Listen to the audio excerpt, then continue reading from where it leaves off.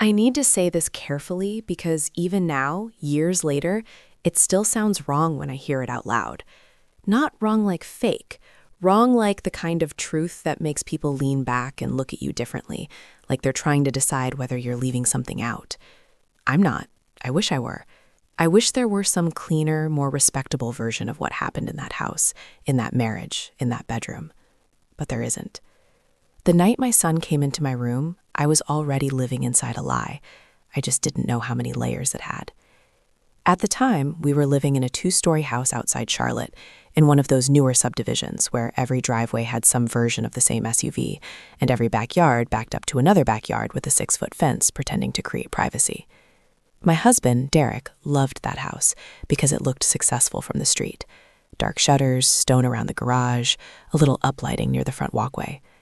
I loved it because when we bought it, I thought it meant we had made it through the hard part. I thought it meant stability. I thought it meant the years of tiny apartments, overdraft fees, secondhand furniture, and holding our breath between paychecks had turned into something solid. We had been married 11 years by then, together for almost 14. We met young, not college young, but young enough to still believe chemistry counted as compatibility. He was magnetic in that easy Southern American way that made people instantly trust him. Great smile, low voice. The kind of man who remembered bartenders' names and tipped too much and made strangers feel like old friends within 10 minutes. When I first met him, I thought that kind of confidence meant safety. Years later, I understood it also meant he knew exactly how to make people see what he wanted them to see. Our son, Mason, was 8 that spring. He had Derek's eyes and my tendency to overthink everything. He was the sweetest kind of observant, the kind of little boy who noticed when I switched shampoos or when the woman at the grocery store looked sad. He still believed in routine and Friday pizza nights, in the idea that parents were permanent structures in a child's world, like walls and weather. I think that's part of what kills me when I look back. He was still so innocent when the cracks started showing, and I was so determined to be reasonable that I kept painting over them. The truth is, Derek's affair didn't begin with lipstick on a collar, or a strange perfume, or some obvious clue so insulting it practically begged to be found. It began with absence, tiny, polished absences. He was there, technically, sitting at the table, coming home at night, taking calls on the back patio, sleeping beside me. But his attention had started sliding away from us months before I was willing to name it. He laughed a half-second too late. He stared at his phone while pretending not to. He became protective of small things that had once been casual, like his calendar, his workouts, his drive time. He worked in commercial real estate, which was convenient because it gave him all the ambiguity in the world. Site visits, late closings, client dinners, market networking events. I freelance designed brand packages for small businesses from home, so my schedule looked softer from the outside, even when I was juggling deadlines, school pickups, groceries, dentist appointments, and the invisible labor of keeping a family operating. There's a particular resentment that builds when one person's time is treated like currency and the other's like air. I didn't know yet how much that resentment would matter, only that by then I had started feeling like the stage crew in my own marriage, moving pieces in the dark so Derek could keep performing under the lights. The first fight that really stuck with me happened 3 months before everything blew open. He came home after 10 on a Wednesday, smelling like whiskey and mint gum, and I said, not accusing, just tired. You could have texted. He dropped his keys in the bowl by the entryway and gave me this look like I had disappointed him somehow. I'm working, Claire. I'm not out joyriding. I remember just standing there in the kitchen with one hand on the counter because I hadn't even said anything dramatic, but suddenly I was defending the right to know whether my husband was coming home for dinner. That became the pattern. I would ask something normal, and he would answer the emotion instead of the question, turning me into a suspicious wife so he could stay the unmistaken husband. It was subtle enough that I second-guessed myself. That's how good he was. He never had to tell me I was unreasonable. He just made me feel like I was always one tone away from it. Still, if you had asked me then whether I thought he was cheating, I probably would have said no. Not because he was incapable of it, because I was. Incapable of imagining that the person I had built a life around was actively betraying me while discussing mulch colors and summer cants, and whether Mason needed braces early. That kind of split-screen reality is hard to see when you're standing inside it. The night it happened was in late April, warm enough for the air conditioner to kick on, but not so hot that the house had fully surrendered to summer yet. Mason had school the next day. Derek had gotten home late again, around 9:30, carrying takeout in a paper bag and acting overly cheerful in that way guilty people sometimes do when they're trying to walk back into a room ahead of their own energy. I brought Ty, he said, like he was doing me a favor. I was at the kitchen island paying bills on my laptop. You already ate? A little, with clients. Of course he had. Mason came padding in from the den in socks and pajamas, and Derek lit up for him immediately. That was the other hard part. He really did love our son. He was not a cartoon villain. He could be tender, engaged, funny. He could help with math homework and coach baseball drills in the backyard, and still be lying to both of us without blinking. People like simple villains because they make leaving easy. Real life gives you people who are deeply convincing in the role of family man while quietly setting fire to the family itself. We ate at the island. Derek told some story about a broker from Atlanta who got too drunk at dinner and ordered an appetizer twice. Mason laughed. I smiled at the right places.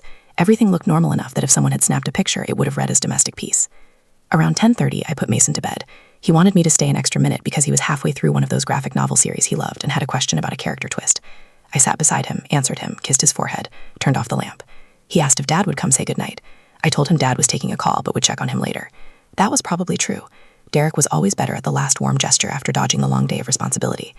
When I got to our room, Derek was in the shower. His phone was on the dresser, face down. I wasn't a snooper, what then? I didn't touch it. I changed into an old college t-shirt, washed my face, climbed into bed, and remember feeling this dull exhaustion that wasn't just physical. It was the kind that comes from carrying too much uncertainty for too long. I stared at the ceiling fan and had this thought I hated myself for thinking. I miss my husband even when he's in the house. That should have been enough. That loneliness inside a marriage should have told me something real was wrong. But women like me are trained to interpret emotional starvation as a phase. Stress, parenthood, midlife, hormones. Anything but deliberate betrayal. I don't know what time I fell asleep. Sometime after 11. The room was cool and dark, and I remember turning once when Derek finally got into bed beside me. He smelled clean from the shower, soap and damp skin. He kissed my shoulder lightly, almost absent-mindedly, and I think I mumbled something. Looking back, that tiny kiss feels obscene, not because of what it was, because of what he had already done with that same mouth. What woke me wasn't noise. It was presence. Parents know what I mean. There's a difference between sound waking you up and your body sensing another person in the room before your brain catches up. I opened my eyes into darkness and saw a small shape standing near my side of the bed. "Mason?" I whispered, still half asleep. He moved closer. "Mom." His voice was shaky, not crying exactly, but tight. I pushed myself up on one elbow immediately. "What is it? Are you okay?" He nodded too fast, which meant no. In the dim light coming through the blinds from the street lamp outside, I could see he was clutching something in his hand. At first, I thought it was his stuffed baseball pillow, something comforting he'd dragged in with him. Then he lifted it toward me. It was Derek's phone. That woke me all the way up. For a second, I just stared at it, my mind struggling to make sense of the image. Mason, barefoot, pajamas twisted from sleep, my husband's phone in his hand at maybe 1 a.m. "Why do you have Dad's phone?" I asked quietly. He looked over toward Derek's side of the bed. My husband was asleep on his stomach, one arm under the pillow, breathing heavily and dead to the world. Mason leaned toward me and whispered. It kept making a noise. I took the phone from his hand slowly. The screen was lit. A text banner was still visible across the top. "I miss your hands on me. Are you coming tomorrow or not?"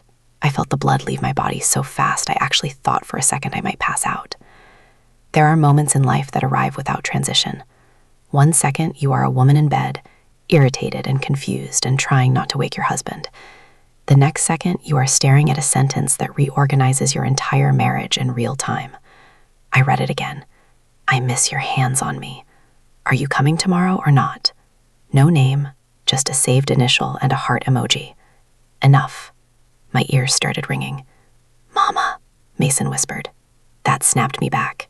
He was still standing there, looking at my face, trying to understand what he had brought into the room. I locked the screen immediately and took his wrist gently. "Come here." I slid out of bed as quietly as I could and let him into the hallway, shutting our bedroom door most of the way behind us.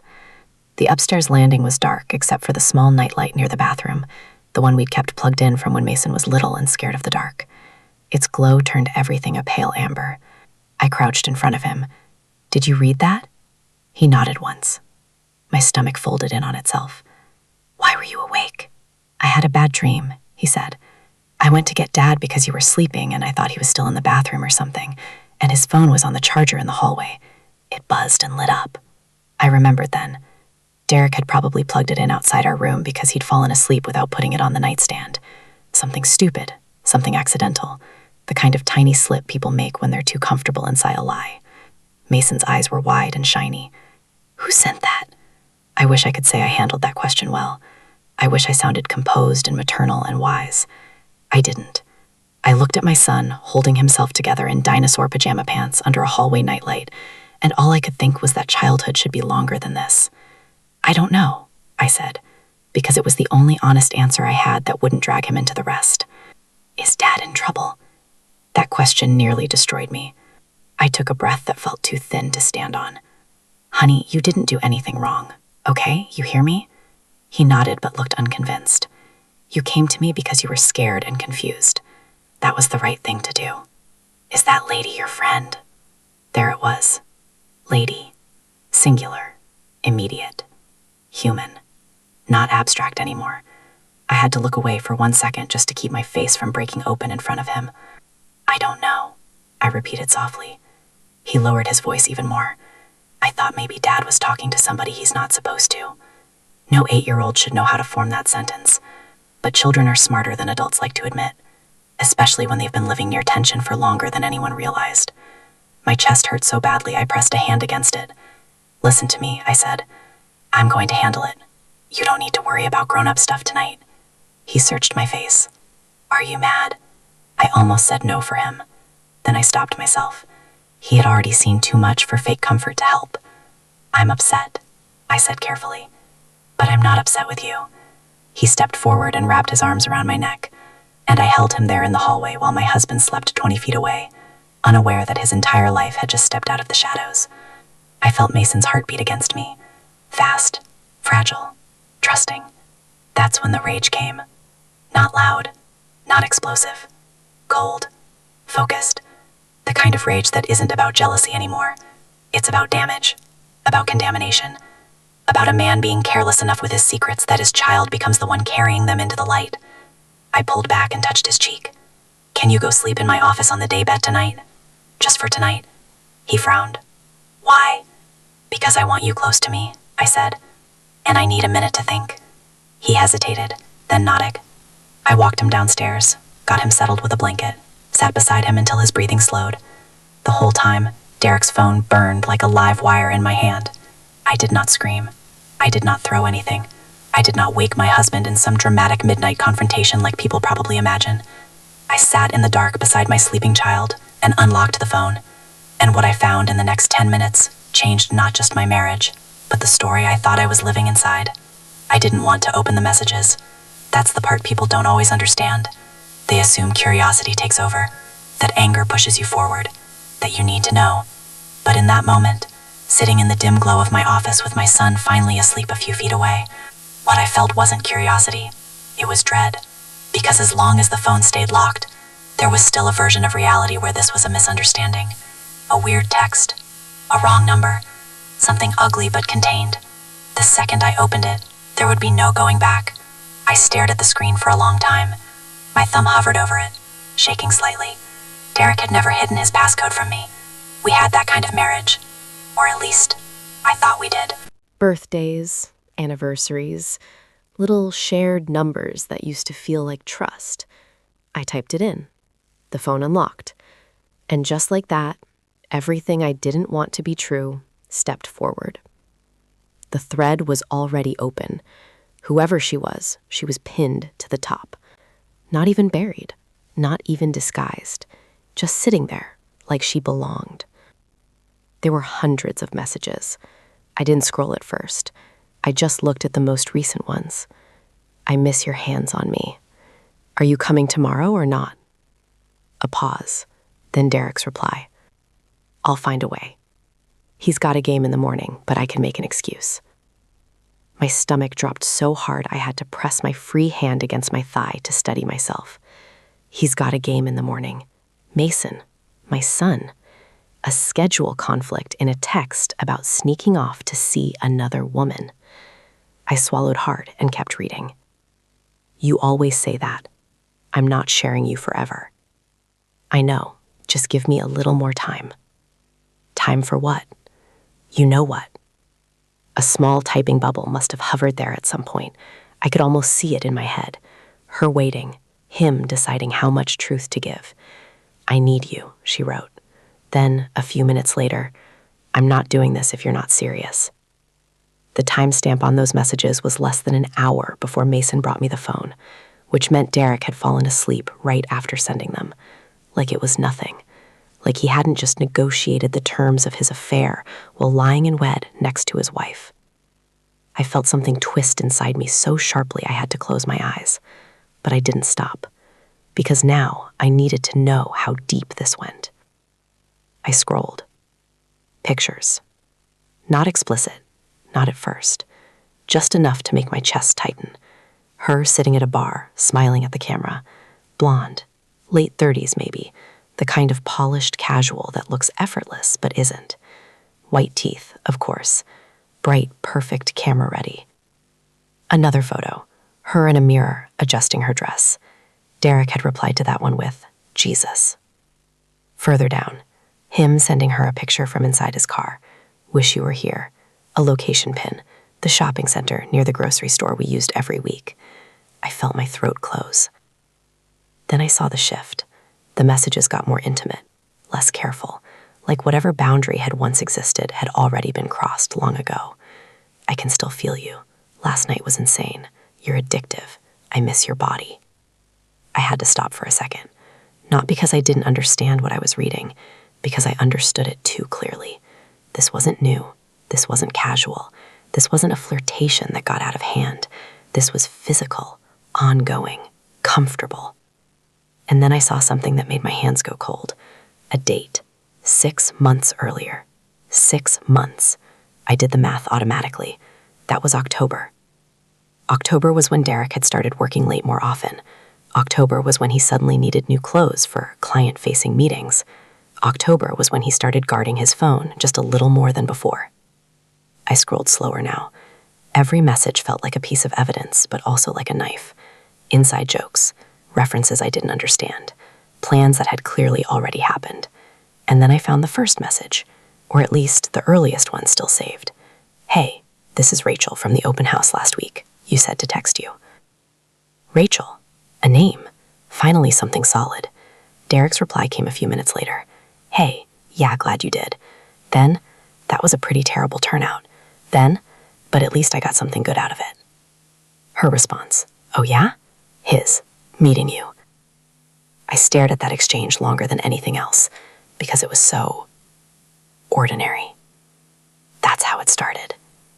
Not dramatic, not irresistible, not some sweeping moment of destiny. A text, a polite response, a small opening, and then a choice. I scrolled forward again. Coffee, then drinks, then a late dinner, then, I don't usually do this, then, me neither, then, we shouldn't, then, I know, then, but I don't want to stop. And that was it. That was the moment my marriage split, and I hadn't even known it was happening. I felt something wet on my cheek and realized I was crying. Not loudly, not even really consciously, just leaking, like my body couldn't hold it in anymore. Behind me, Mason shifted slightly in his sleep. I turned immediately, instinct overriding everything else. He was still asleep, breathing slow, safe, for now. I wiped my face quickly and turned back to the phone. There was more. There's always more. I don't know why I expected to reach a bottom. Then I saw something that made my chest tighten in a completely different way. A message from Derek. I almost got caught today. My heart stopped. Her reply, what do you mean? He wrote, he saw us. I felt the air leave the room. Her, who? Derek, Mason. My son's name sat there on the screen like a wound. I couldn't breathe for a second. Her response came quickly. Are you serious? Derek, yeah, it was nothing. He doesn't understand. Nothing. He doesn't understand. My hands started shaking again. Her, that's not nothing. What if he tells your wife? Derek, he won't. How do you know? Derek, because I told him not to. I closed my eyes. That was it. That was the moment everything inside me changed. Not the sex, not the months of lying, not even the emotional intimacy he had built with someone else. That. Him turning our son into part of his cover story, reducing him to something manageable, something controllable. He won't, because I told him not to.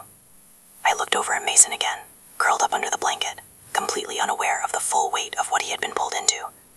And something inside me went still. Not broken, not hysterical, still, clear. the messages, but now I wasn't looking for pain. I was looking for truth. I needed to understand what I was dealing with. Because whatever this was, it wasn't just betrayal anymore. It was a system, a pattern, a life he had built parallel to ours. There were hotel confirmations buried in emails. I checked those next. Same dates as conferences. Same weekends he claimed he had to stay overnight because of distance. There were photos I couldn't unsee. There were voice notes I didn't even play, because I knew hearing his voice like that would do something to me I couldn't control. There were plans, future plans, trips, ideas about what happens when things settle down. That phrase kept repeating, when things settle down. Like I was some temporary storm in his life. Like our marriage was just a phase he needed to exit cleanly. I sat there for what felt like hours, even though it was probably less than one. By the time I locked the phone and set it down beside me, the sky outside had started to lighten just slightly. That soft gray blue that comes before morning. I didn't feel confused anymore. I didn't feel unsure. I felt finished. Not in the sense that I had all the answers, but in the sense that I no longer needed them to decide what came next. I looked at Mason again, and I made a decision. Not about Derek, about myself. Because whatever happened between me and my husband after this, whatever conversations, confrontations, fallout came next, there was one thing I knew with absolute certainty. My son was never going to carry his father's secrets again. Not for one more second. Upstairs, I could hear Derek moving. The faint sound of footsteps, a door opening, water running. Morning. Like nothing had happened.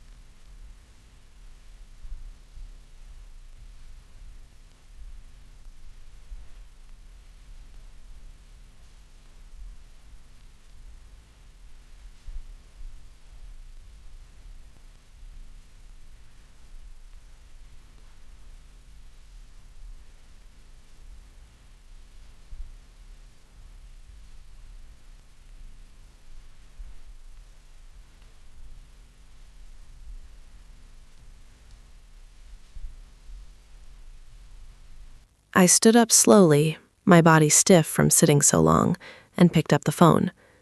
For a second, I considered putting it back where I found it, letting him think he was still in control of the narrative, letting him wake up into his normal life for just a few more minutes. But then I thought about that message again. He won't, because I told him not to. I turned off the screen and started walking toward the stairs. By the time I reached the top of the stairs, I could hear the shower running. Of course, that was Derek's routine. Wake up, check his phone, scroll for a minute, then shower. It had been that way for years. Except this time, he hadn't checked his phone. He hadn't noticed it was gone. He hadn't noticed that the life he thought he had carefully managed overnight had already unraveled. I stood in the hallway outside our bedroom for a second, listening to the water hit tile. I wasn't nervous. That's what surprised me. I wasn't shaking anymore. I wasn't crying. I wasn't even angry in the loud, explosive way people expect. It was something else, something colder, more precise. I walked into the bedroom. The bed was unmade on his side, the sheets twisted from sleep. His clothes from the night before were on the floor where he had dropped them, tie half coiled, shirt inside out. His laptop bag leaned against the dresser like always. Everything looked exactly the same. That was the part that made it surreal. Because nothing was the same. I set his phone down on the nightstand. Not hidden, not subtle. Right where he would see it the second he stepped out of the bathroom. Then I sat on the edge of the bed and waited. The shower ran for another 5 minutes, maybe less. Time felt strange in that moment, stretched and flattened at the same time. When the water finally shut off, I heard the curtain slide, then the usual sounds. Movement, a towel, the soft thud of the bathroom cabinet opening and closing. I didn't move. I didn't rehearse anything in my head. I just sat there, hands resting in my lap, looking at the door. When it opened, he stepped out in a towel, running one hand through his wet hair. And then he saw me. He paused. Not dramatically, not like in movies where everything freezes. Just a small, almost imperceptible hitch in his movement. "You're up early," he said, like this was normal. I didn't respond. His eyes flicked at the nightstand, and that's when it hit him. The phone. He looked back at me. There it was. The shift. Subtle, but undeniable. "What's going on?" he asked. I held his gaze. "You tell me." There was a beat. Just one. Then he stepped further into the room, slower now, more aware. "Why do you have my phone?" he asked. I didn't raise my voice. "I didn't take it," I said. "Mason did." That landed harder. His entire posture changed. "What do you mean?" he asked quickly. "He had a bad dream," I said. "Came looking for you. Your phone lit up." I watched his face as the pieces started connecting in real time. "Claire," he started. "He read it," I said. That stopped him. Completely. "He read the message," I repeated. "The one about her missing your hands." The silence that followed was different from the ones before. This one wasn't confusion. It was exposure. Derek looked at the phone again, like it might disappear if he stared at it long enough. "Where is he?" he asked. "Downstairs," I said. "Sleeping." He let out a breath, running a hand over his face. Okay. Like this was something he could organize, like it was a problem to solve. I stood up slowly. "You don't get to okay this," I said. "I'm not," he said quickly. "I'm just thinking." "Thinking about what?" I asked. "How to fix the part where our son saw your affair, or how to fix the part where I now know about it?" "Lower your voice," he said, glancing toward the hallway. That did it. That one sentence. Not "I'm sorry." Not "I messed up." Lower your voice. Like I was the problem again. Like the issue wasn't what he did, but how loud I might be about it. I let out a short, disbelieving laugh. "Are you serious right now?" "I don't want him hearing this," he said. More controlled now, but still focused on the wrong thing. "He already heard enough," I snapped. He flinched at that. "Good."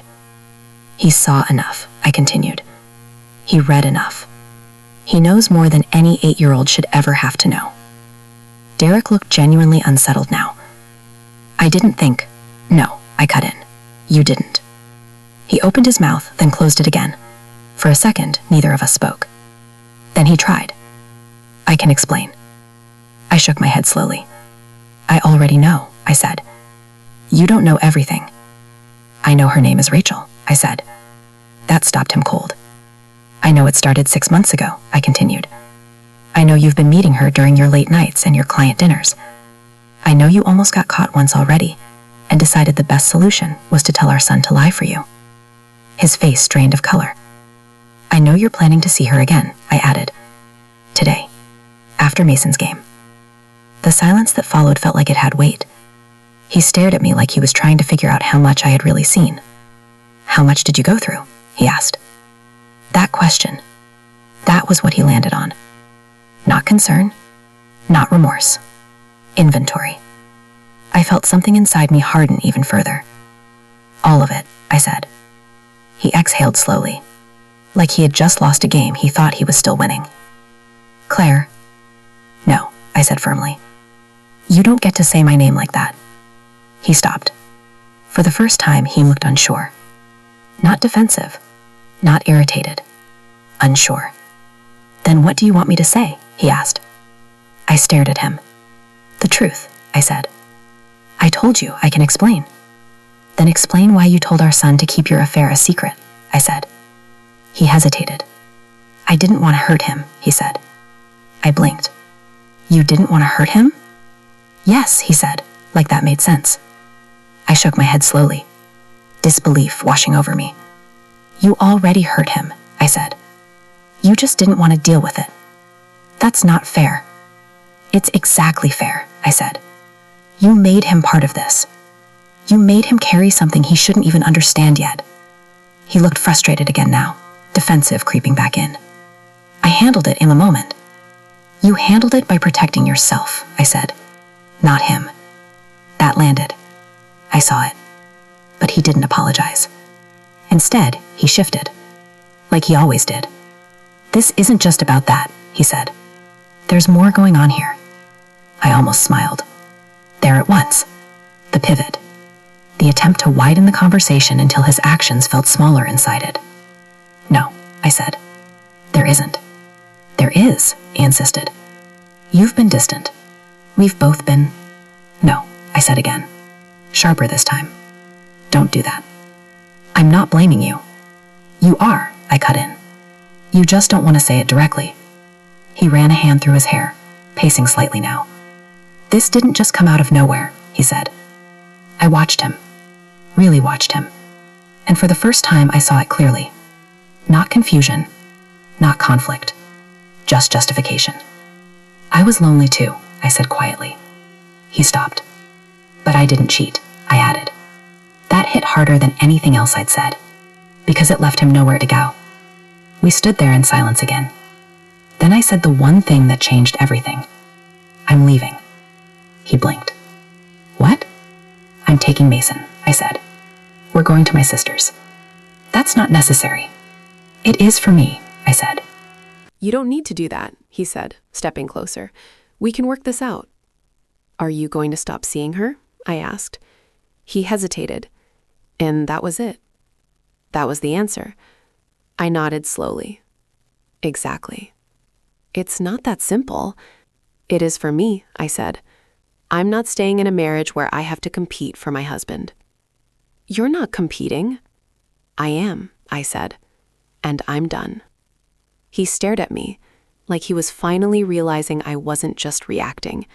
I was deciding. What about Mason? He asked. He's coming with me, I said. He needs stability. He needs honesty, I cut in, and right now that's not coming from you. That's not fair, he said again, but weaker this time. I didn't respond, because there was nothing left to argue. I turned and walked toward the closet.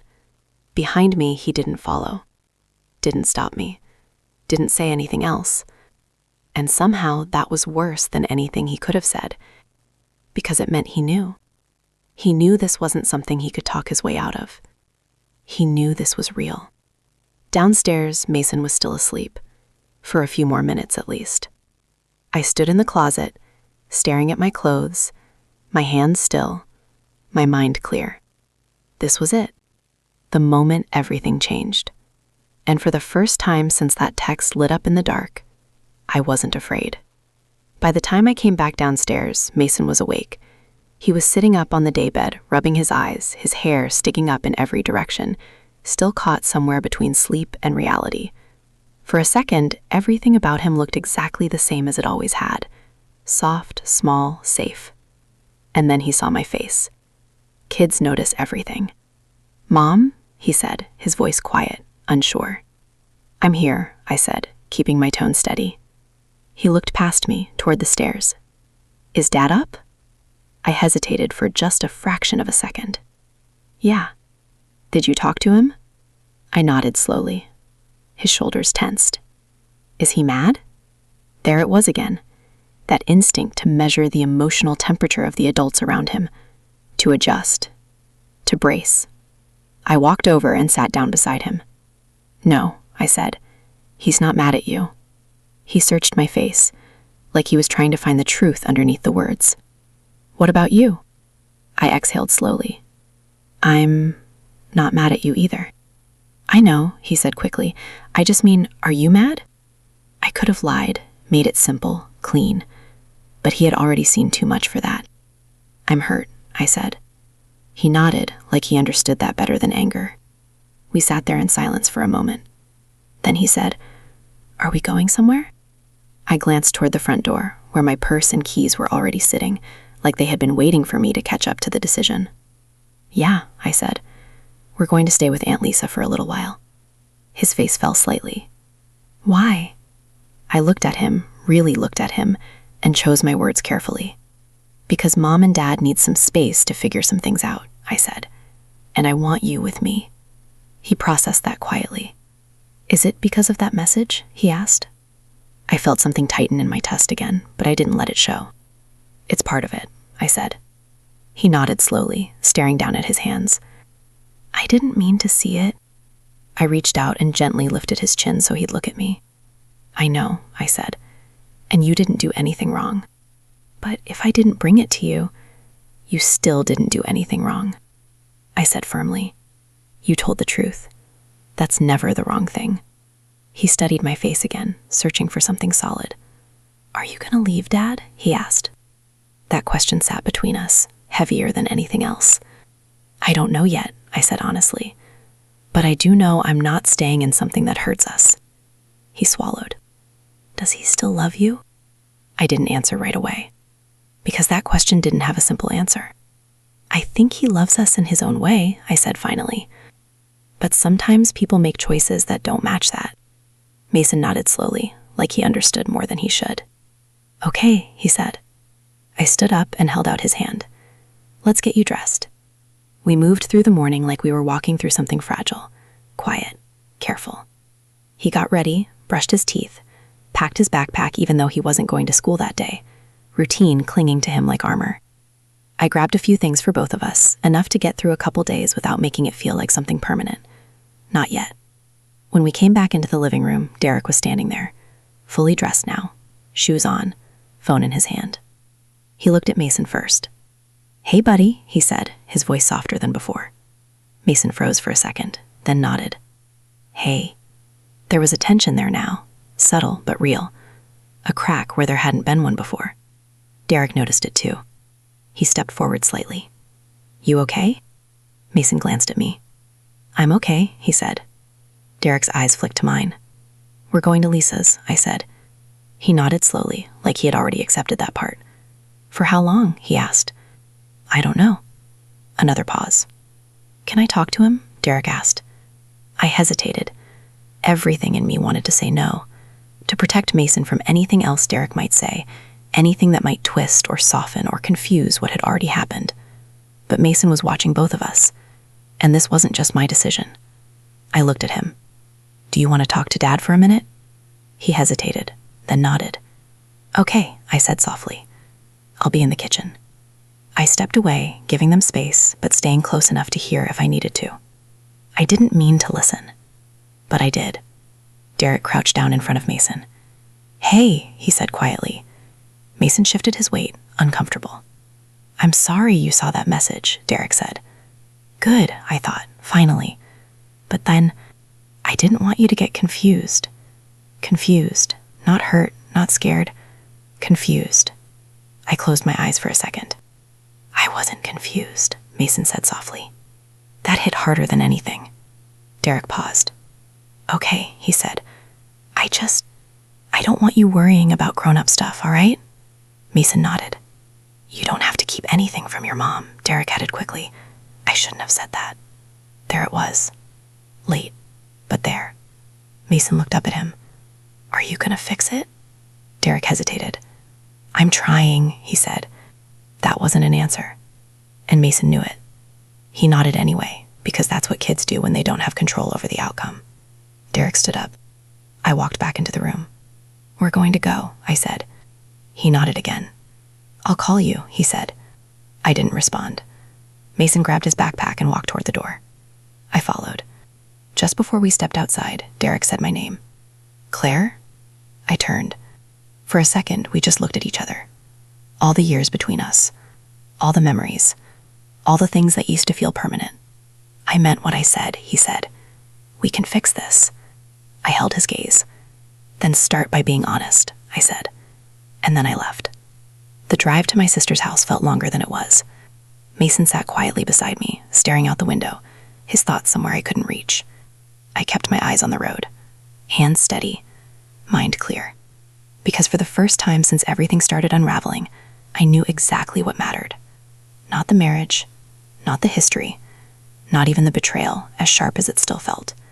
What mattered was the line that had been crossed. The moment a child was asked to carry something that didn't belong to him. That was the point of no return. When we pulled into Lisa's driveway, she was already outside. She took one look at my face and didn't ask questions, just opened her arms. I stepped into them, holding on for a second longer than I meant to. Mason walked past us and into the house, familiar, safe. I pulled back. You can tell me later, Lisa said quietly. I nodded. Later. There would be a lot of laters. Conversations, decisions, fallout. But in that moment, standing in her driveway, with the sun fully up and the day moving forward whether I was ready or not, I realized something I hadn't expected. I wasn't broken. I wasn't lost. I was awake. And whatever came next